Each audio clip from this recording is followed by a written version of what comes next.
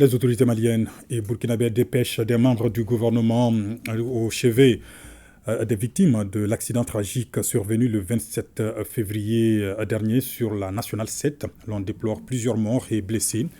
Les ministres maliens et burkinabés apportent ainsi aux familles des disparus et aux blessés un message de soutien et de compassion. On en sait davantage avec Sékou Konaté. Ils sont au total 5 ministres. L'hôte malien en charge des infrastructures et des transports accueille 4 de ses homologues du Burkina Faso à Sikasso pour apporter les messages de soutien, de réconfort et de compassion aux victimes de l'accident tragique survenu le 27 février dernier sur la route nationale 7 entre Koumantou et Niena, faisant 42 morts et 28 blessés sur les 80 passagers d'un car de transport public parti de Kenyeba pour le Burkina. L'hôpital de Sikasso est la première étape de cette visite. Là, certains malades suivent encore des soins.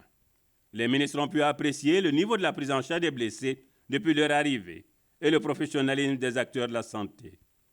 Au cimetière de la Fiabougou-Sikasso, où les corps ont été inhumés et qui reposent pour l'éternité, des prières ont été faites par les leaders musulmans et chrétiens. Nous présentons au nom des autorités, des plus hautes autorités du Mali, nos condoléances les plus attristées aux familles endeuillées. Et nous souhaitons prompt rétablissement aux blessés. Et nous demandons à la communauté burkinabé, c'est-à-dire l'effort qu'elle a déployé au chevet de ces malades, nous leur disons merci. Et nous disons à nos frères et sœurs burkinabés qu'ils sont chez eux, le Mali, c'est le Burkina.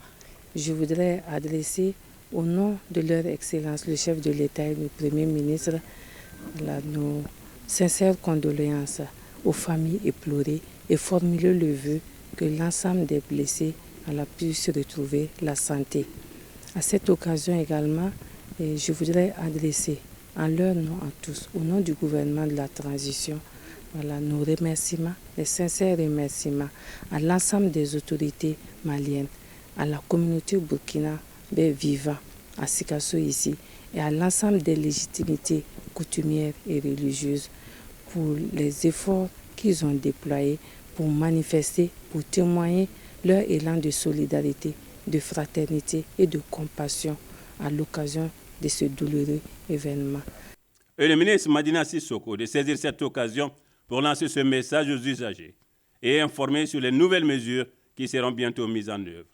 Sikasso, c'est une zone tampon, c'est-à-dire un carrefour. Sikasso, les corridors Bamako-Côte d'Ivoire passent par Sikasso. Les corridors Bamako-Ouaka aussi passent par Sikasso. Les corridors Bamako-Lomé passent par Sikasso. Les corridors Bamako-Ghana, Bamako-Bénin passent par Sikasso.